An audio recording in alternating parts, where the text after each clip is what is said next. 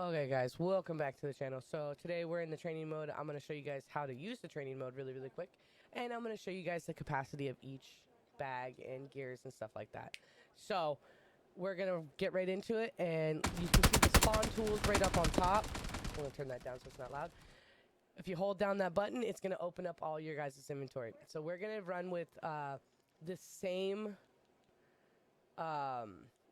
ammo, make it a lot easier. So we're gonna equip an AK, and we're gonna equip a SLR.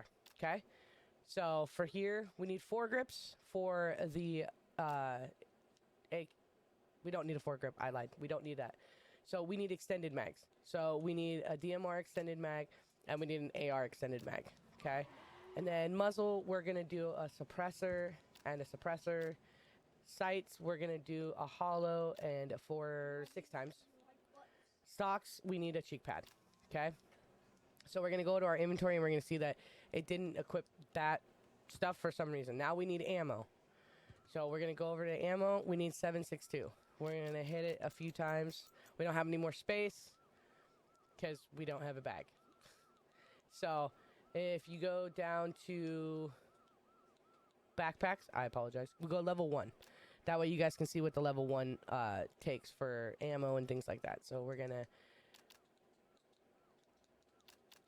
cap on that. I grabbed the wrong stuff. So we're gonna make sure the guns are reloaded. They are. With the level 1, you guys can see how it's broken down. And you guys can see how much space there is up on that bar. Okay, so that is a level 1. Once you put a vest on, makes a huge difference. Okay, so when we put armor, we're just gonna put a level 1 vest. That's gonna up our space by a little bit.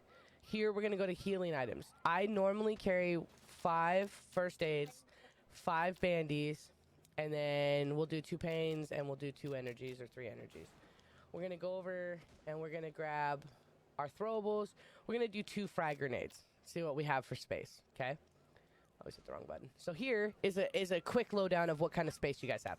5 first aids, 5 bandies, 2 pains, 3 energies, a frag equip, a frag in our inventory, and 176 ammo out of clip. Right now, we still have a little bit of space left that we could get more 7.62 and all of that. So if we go to the 7.62, we're just gonna cap the 7.62 out. Okay, so now you can see where.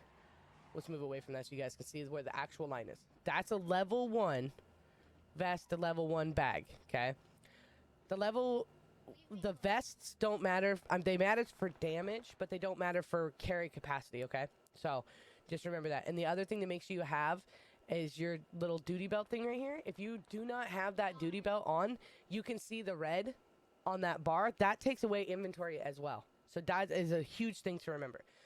So at this point, we have 215 rounds, double 7s. We don't have to have any more, technically any more ammo than that, because when you get kills, you're going to end up picking up more ammo or running around, you can find it. So at level 1, we could do a lot of work with the level 1 right now. So if we turn around and we go to backpacks and we go to a level 2, okay? Here's the difference. You see that red box up there? That's a level 1 to a level 2. That shows you the capacity difference between the two of them. So like right now, we could switch back. If we switch back, you can see now it's blue. That's the difference in our carry capacity. So you could turn around and carry. We'll go back down and not melee. We'll go to stones. I don't know why I clicked stone. So we're going to get rid of that stone.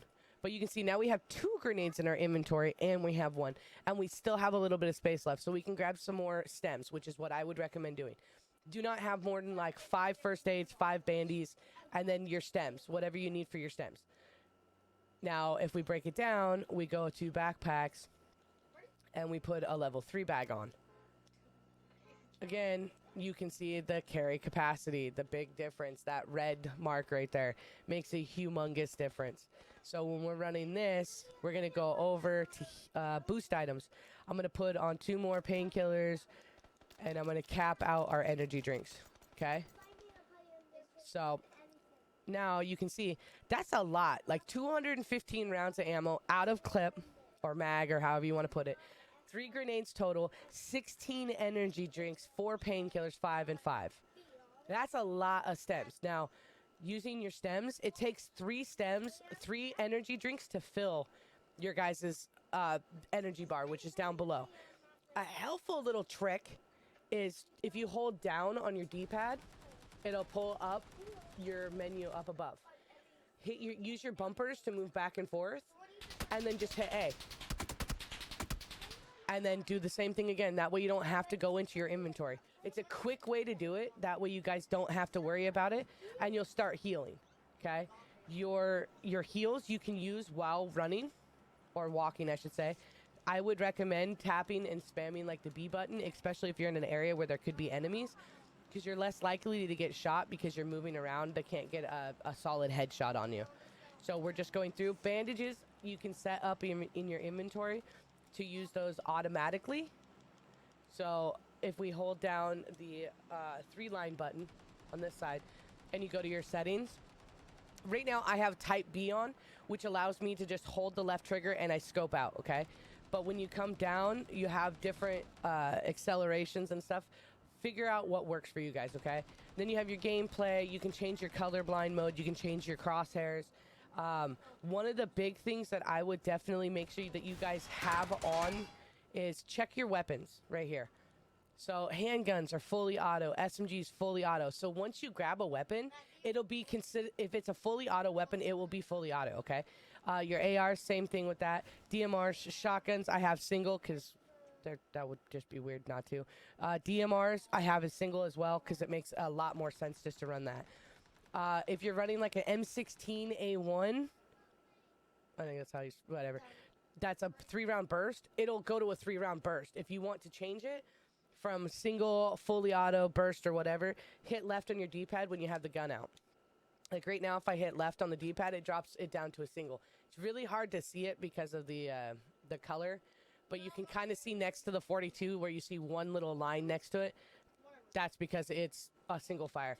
If I hit it again, it goes straight fully auto, okay? Another thing in your settings, if you want to adjust your audio and stuff like that, your graphics, you can. I have my field of view maxed out. I have my brightness maxed so that way you guys can see it when I'm streaming. There is one option that I'm trying to make sure you guys have, and I almost forgot to cover it. These radio messages, okay? You want to make sure they're enabled, and then you have your options. So the ping system that people use is pushing down on the analog stick.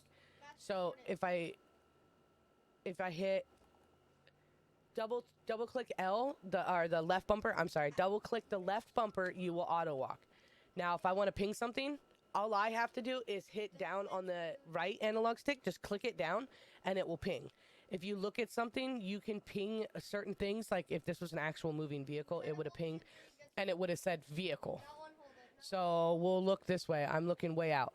That marked a vehicle, so when you're looking at your map, you can see, oh, hey, there's a vehicle. Another helpful thing, if you want to zoom in on your map, make sure you know where your analog stick is, because if you do that and you push up on the D-pad, it'll zoom in that direction, okay? If your analog stick is up here and you do that, it's going to zoom in that way. So make sure it's where you want it to be, okay? And just up and down allows you guys to go in and out, so that way you guys can see. If you want to run in first person because you're playing in third person, just tap your right bumper and you'll run in first person, okay? Sometimes it's a little bit easier and it looks a lot cooler to run in first person than it does third person. If you are going to scope and you guys see people leaning, click on your left, you lean left, click on your right, you go right. If you don't want to let go because you're just staring and you want to make sure you just even yourself back out, you went right, re-click right, it'll bring you back to the normal. Click left, want to go left, go back to normal. If you're already left, just go back. So those are the big things. If you don't run the type B and you run the type C, or not C, type A, when you pull your left trigger, you're going to hip fire. So if you want to be able to scope out, you have to double tap your left trigger to be able to do that, okay? The other thing is when you're sniping, watch the distance of your sniper rifle. Like here, I have a 4x. So I can hit my targets pretty on with no issues. But the farther out that you go, like with the SLR, you're gonna drop your bullet's gonna drop. Is the best way to explain it. So if I'm looking straight down and I'm holding the trigger at a 4 times, that's not bad. But if I go to the far back one, I have to go way up in the air, bringing my crosshairs way up to even hopefully try to connect. And like I said, it's because it's a 4 times. So make sure you know what you guys are firing at. Like, I was aiming for the center one, and I wasn't hitting the center. I'm aiming for the top one, and I hit center. I aim for the difference. Figure out your distance. Like, it's okay to take a few shots if you guys can figure out how to do it. But this one, the SLR, if you notice, when I like literally pull the trigger, you see how it's climbing? You got to make sure you hold that analog stick and bring it back down. So that way you can do it. Same thing goes when you're firing the AK. See how it just goes straight up? When you're firing, if you lean and you just do a few bursts and you bring it back down, you have a lot better of,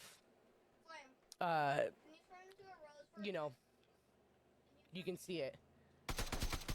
So we'll show you guys right here so you guys can see it. So if I pull, I'm going straight up. You can see that pattern. Now if I'm going and I'm just hitting a few and I'm bringing it back down, I'm controlling my spread pattern.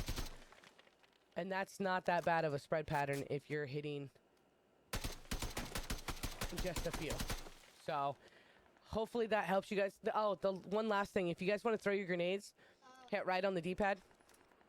Okay? Pull your trigger. Pull your right trigger. You can hold it the entire time. It does not cook. If you want to cook your grenade, you have to hit your bumper. You'll see a thing starting to show up on the side that shows you how long. Throw it however long you think it's going to take.